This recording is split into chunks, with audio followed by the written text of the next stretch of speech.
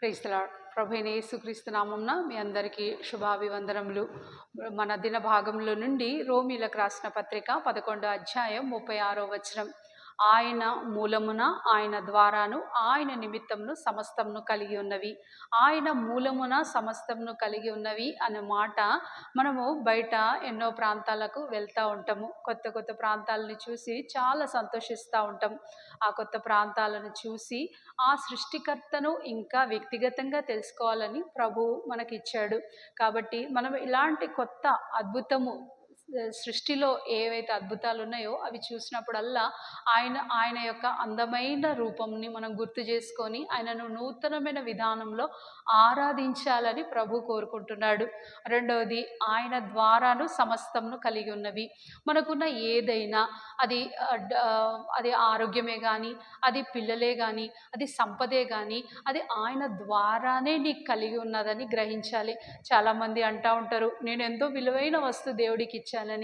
ఆయన నీకు ఇయ్యందే నీవే ఎప్పుడు ఆయనకి ఇయ్యలేదు. నువ్వు ఏమిచ్చావు? ఇచ్చి ఉంటే అది సంపాదించడానికి ఆరోగ్యం ఇచ్చింది ఆయన.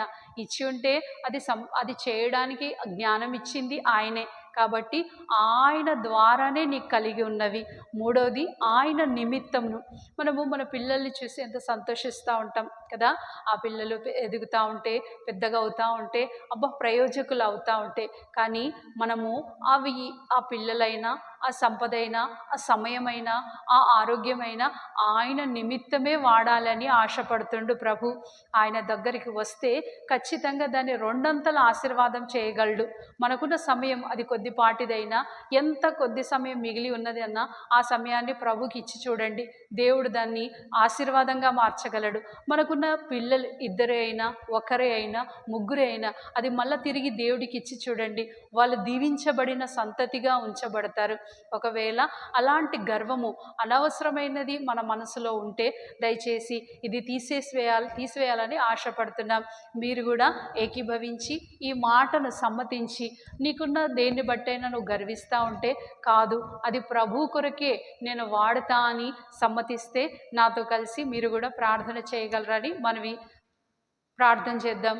ప్రియమైన తండ్రి యేసు ప్రభువా, నీ ఘనమైన నామంలో మీరు మాకు ఉచితంగా అనుగ్రహించిన అవి ఏవైనా దేవా, అవి నీ మూలముననే మా దగ్గరికి వచ్చినాయి.